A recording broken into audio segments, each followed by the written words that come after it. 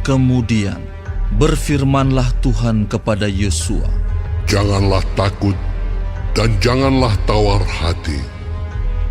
Bawalah seluruh tentara dan bersiaplah. Majulah ke Ai. Ketahuilah, aku serahkan kepadamu raja negeri Ai, rakyatnya, kotanya, dan negerinya.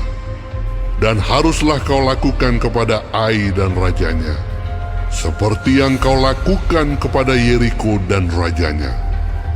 Hanya barang-barangnya dan ternaknya boleh kamu jarah.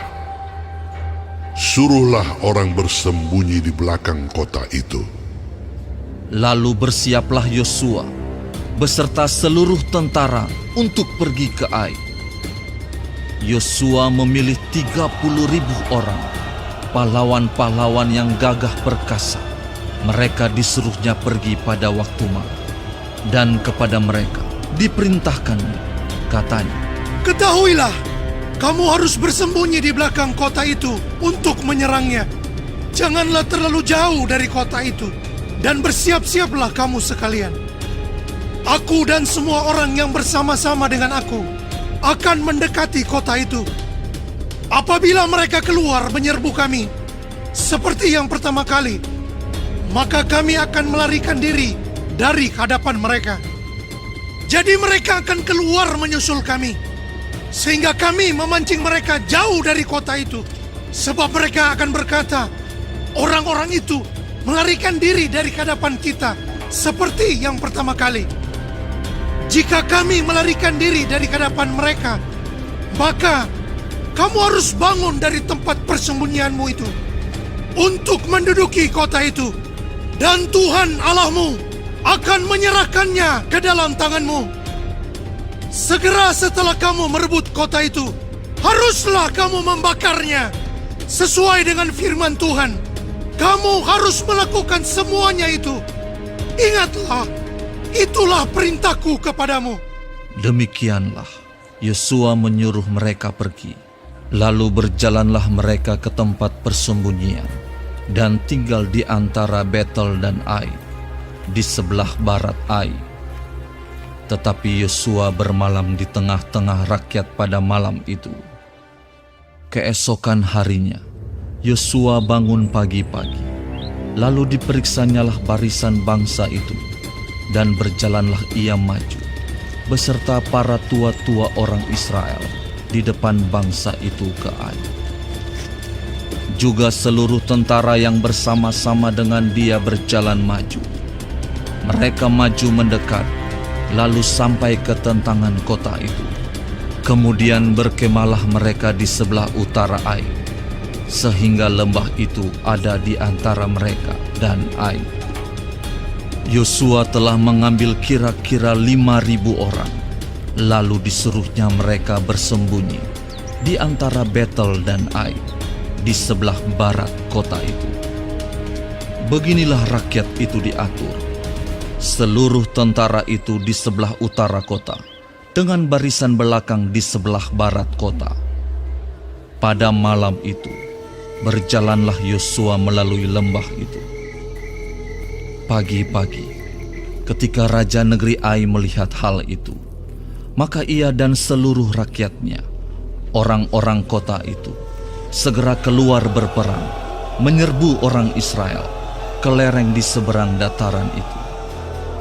Raja itu tidak tahu bahwa ada orang bersembunyi di belakang kota.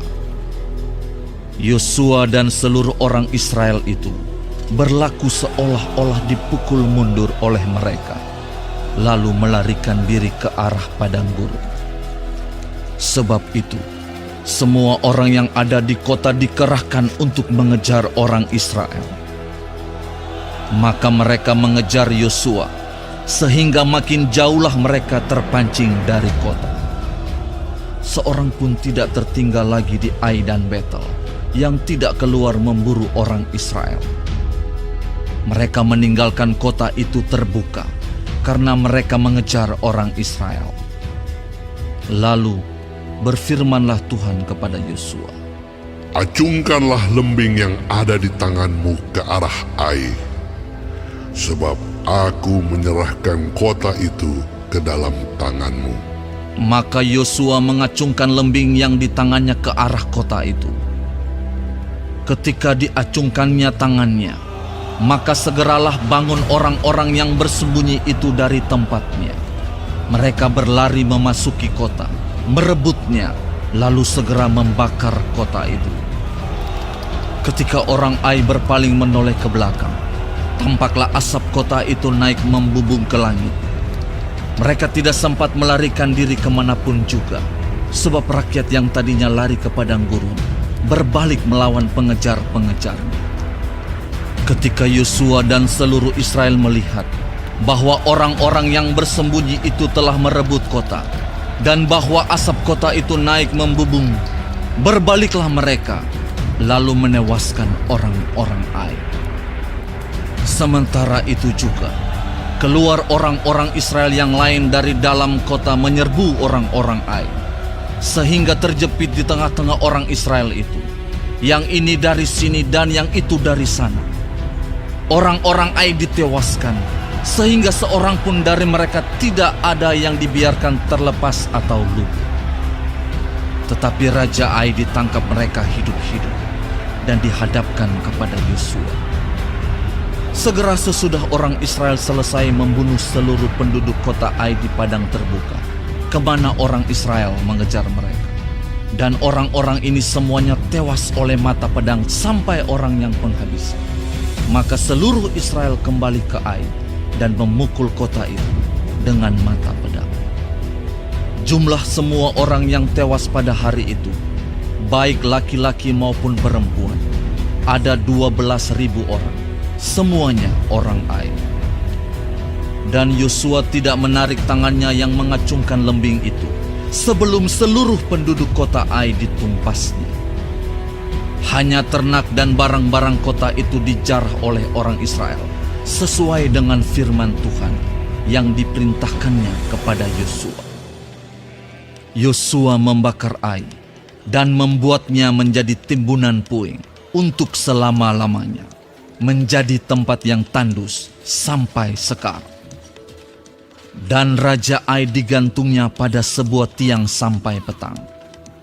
Ketika matahari terbenam, Yosua memerintahkan orang menurunkan mayat itu dari tiang, lalu dilemparkan di depan pintu gerbang kota. Kemudian didirikan oranglah di atasnya suatu timbunan batu yang besar, yang masih ada sampai sekarang. Pada waktu itulah Yosua mendirikan mezbah di Gunung Ebal bagi Tuhan, Allah Israel, seperti yang diperintahkan Musa, hamba Tuhan, kepada orang Israel, menurut apa yang tertulis dalam kitab hukum Musa. Suatu mezbah dari batu-batu yang tidak dipahat, yang tidak diolah dengan perkakas besi apapun. Di atasnyalah mereka mempersembahkan korban bakaran kepada Tuhan dan mengorbankan korban keselamatan. Dan di sanalah di atas batu-batu itu dituliskan Yosua salinan hukum Musa yang dituliskannya di depan orang Israel. Seluruh orang Israel, para tua-tuanya, para pengatur pasukannya, dan para hakimnya berdiri sebelah menyebelah tabut, berhadapan dengan para imam yang memang suku Lewi, para pengangkat tabut perjanjian Tuhan itu, baik pendatang maupun anak negeri. Setengahnya menghadap ke Gunung Gerizim, dan setengahnya lagi menghadap ke Gunung Ebal, seperti yang dahulu diperintahkan oleh Musa, hamba Tuhan, apabila orang memberkati bangsa Israel. Sesudah itu dibacakannya segala perkataan hukum Taurat, berkatnya dan kutuknya, sesuai dengan segala apa yang tertulis dalam kitab hukum. Tidak ada sepatah kata pun dari segala apa yang diperintahkan Musa yang tidak dibacakan oleh Yosua kepada seluruh jemaah Israel dan kepada perempuan-perempuan dan anak-anak dan kepada pendatang yang ikut serta.